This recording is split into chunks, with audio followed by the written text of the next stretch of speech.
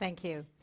So first of all, I just want Philippe just maybe to give you the opportunity to introduce yourself and maybe also Kantox, because you're the CEO of Kantox, so obviously that makes sense. So quick explanation, it's maybe a bit too technical and I don't want to be too boring tonight.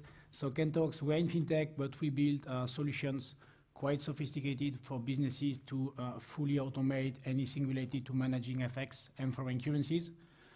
We started 7 years ago. As said by Alben, we have the headquarters in London, we have the back office in Barcelona. So we are leaving both Brexit and Catalan nationalism independent. So it's quite an interesting dynamic. And I spend quite a lot of time in France too. We are 80 people. We have raised 20 million, a bit more, with French VCs, Partech Invest. So we are really London, Paris, Barcelona.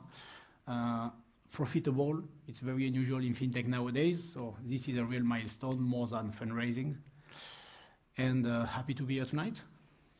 So as we're here in London, I think we can't pass having the question about the Brexit, obviously. So what's your view on the Brexit? I would say for Kantox and fintech, but also in general for the scale-ups today.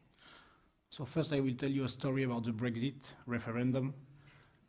If you remember the night of the referendum, it was June 2016, I think. All Kantox management and co-founders were in Palma de Mallorca for the wedding of my co-founder.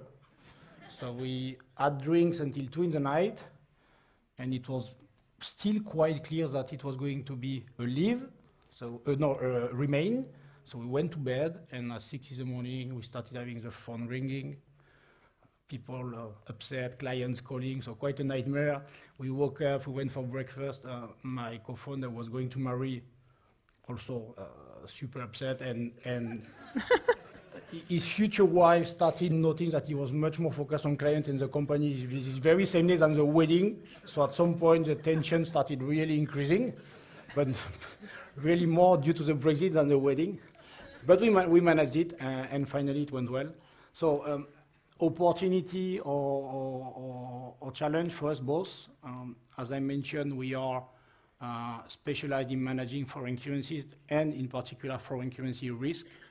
So Brexit for us is, I would say, some kind of administrative friction, useless one, but basically what we have to do is we are licensed in the UK with the FCA and we passport to European markets. Now we will need a second license in one of the European markets to be able to serve European client. It's not necessarily very complicated.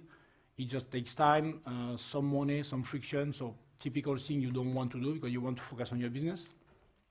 But on the other side, more volatility, more business for us. So I will say that in the end, it's not so bad. So we will not lobby now for the Catalan exit, but I will say it could eventually be good.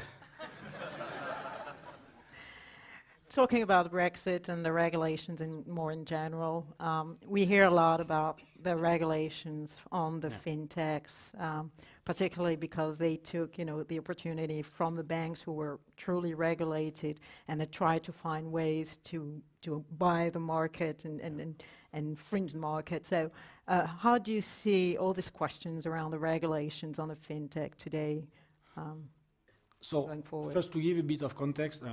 Very often we criticize quite a lot Europe. If the fintech industry exists nowadays, it's mainly thanks to Europe and the Payment Service Directive from 2007. So Europe has really been a big promoter of fintech. I will say that during a long time, the main problem was not regulation, but regulators. Why? Because if you exclude the UK, where a regulator are used to regulate very small, mid, and large financial companies. In any other country, being France, Germany, they were almost only used to regulate banks. So when they started having to regulate a company with 4 guys in a bedroom trying to build a financial company, they were completely lost. So even if the regulation was reasonably clear from the beginning, regulators were really struggling when it was about implementing. I will say that nowadays it has evolved quite well. in France, for example, there is a team specialized on fintech company, quite responsive, quite knowledgeable. When you have questions, they answer quickly. If you need to go fast, they move quite quickly. So I would say that now regulators are reasonably well prepared, and regulation is needed in fintech. And what we cannot do is have no regulation or very low regulation, because in the end we manage money. And when you manage money, your clients, being retail or B2B, so you want to make sure you're reasonably reliable, robust, and solvent. Okay. So you're talking about your clients, so maybe we can move also to some type of business and strategy for Kantox. We see that a lot of traditional banks and traditional players in the banking sector are buying fintechs because they want to have access to a technology or to a special market.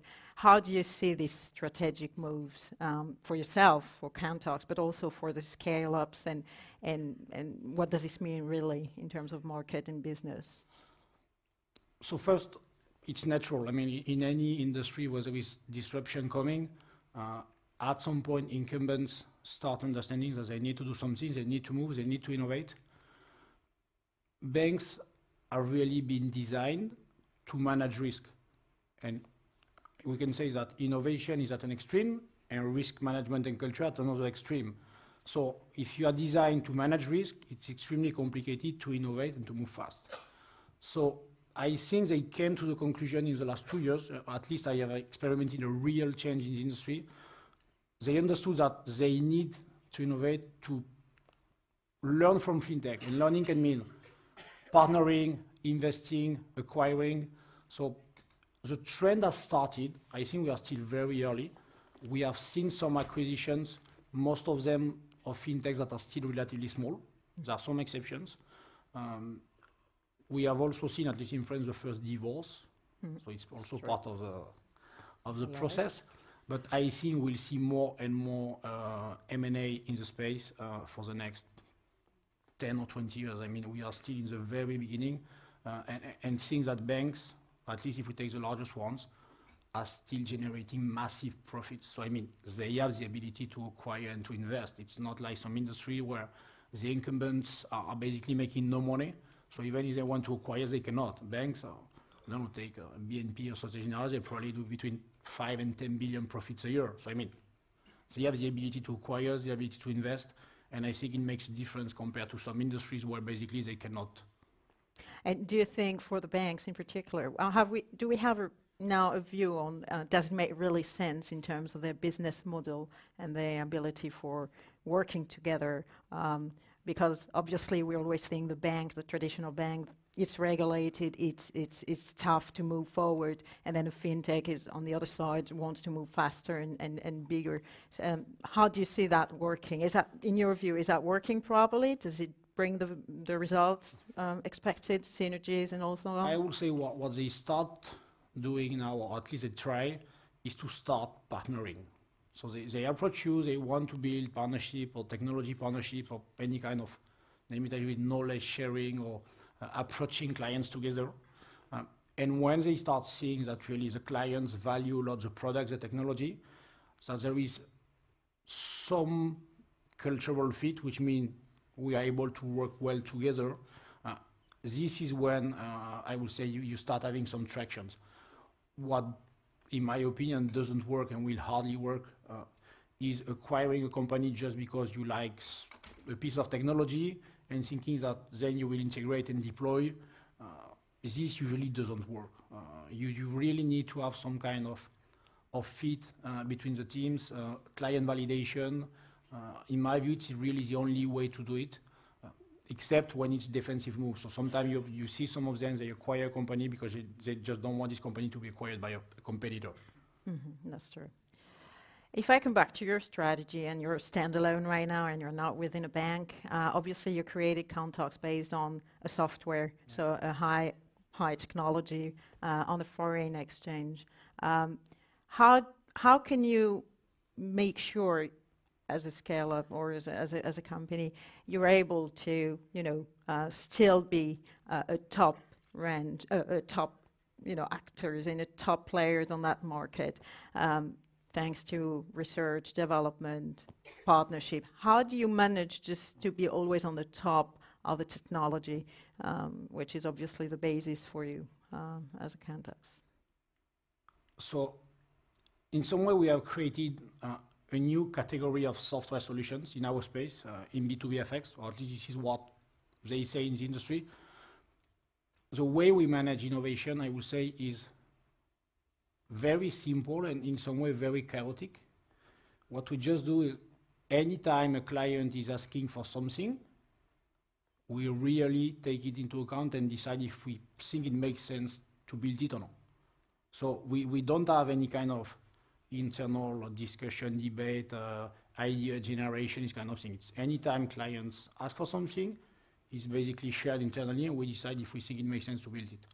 And usually we speak to other clients, we try to make a validation, a benchmark, name it as you wish. But it's basically taking into account any client demand. I don't think too much in B2B about this idea of having an amazing idea that no one had before, you just build it and then you go and sell it. Even more when what you build is complex, so you cannot just develop something in a couple of weeks and test the market. Usually it takes months. So I think really the better way to innovate is to be constantly speaking to clients. So we have a sales team which are constantly in contact with clients, and you can get a massive amount of valuable information. We don't believe a lot also in surveys or this kind of thing you can do online. In my view, in B2B, it doesn't really work. What you need is to speak with them and to listen to them constantly. And having a co-founder which is in the sales team constantly with client, I think makes also a difference. So it's kind of co-construction with your clients to find solutions and make sure you respond to their needs. It's very unusual in B2B to have a company which has a need which is not reproducible with other clients. I mean, usually the problems, the challenges are very common. So when you have a demand very specific, this is something you can deploy with other clients. Okay. Bearing in mind, you created back in 2011, I think. So what is the main ambition today for you and for Kantox in terms of global reach or products, or what's the next strategic move for you and how to manage it successfully? So now it's interesting because when we started, really we were direct competitors of banks. So basically offering something reasonably similar but with a better digital experience and much more competitive prices. Then we started building much more sophisticated software automation technology. And now for a couple of years, we have banks approaching us to be able to deploy this technology with their clients. So now we are very close to launch with 2-3 banks partnerships with very often clients much bigger than what we are usually serving. And we think our global expansion or out of Europe expansion will be done through partnerships because it's much leaner, much easier. You don't need to deploy, to raise and deploy a lot of capital. You just grow internationally with your partners. And we have always been in favor of this kind of approach, which is better than raising a lot of money, try to deploy in a reasonably profitable and lean way to avoid at some point being trapped, as I think many tech companies will be, by having raised way too much money and not being able then to deliver what they promised. Okay. And then maybe one final question with regard to your development. If you, for example, today you were to partner with someone or a company, what type of company would that be? You mean in the banking space? Yeah. Would that rather be a traditional French bank? Would that be?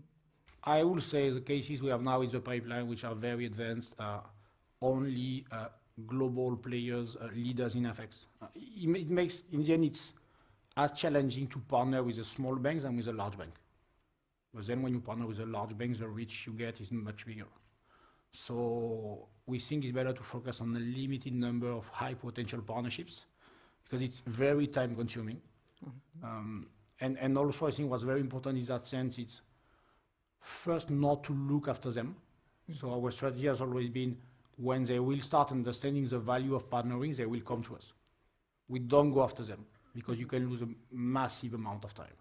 The problem when you want to partner with banks is they have a lot of people, they name innovation manager, everything. They are paid to spend time with startups to speak, basically. So you lose time, and you lose business, and you lose focus, while they are paid just to come and speak with you. So this is a massive risk for, no, but really, in fintech, this is a massive risk. I mean, you can spend so much time speaking with innovation manager, and then what you learn is they have basically no influence at all in the bank. They can, no, but really, they cannot decide on anything. They can basically open a door, channel you to the right people. But in our case, when we speak with banking partners, or we directly speak to the relevant team, which in our case is FX, capital markets, and quickly to someone with seniority, but we never speak with innovation people because you are really losing time. No, really, I mean, it's... Well, I think, it's a reality. yeah, I think that might be the conclusion of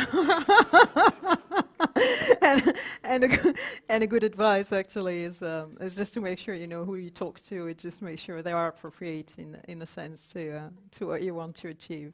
So thank you very much. Thank you.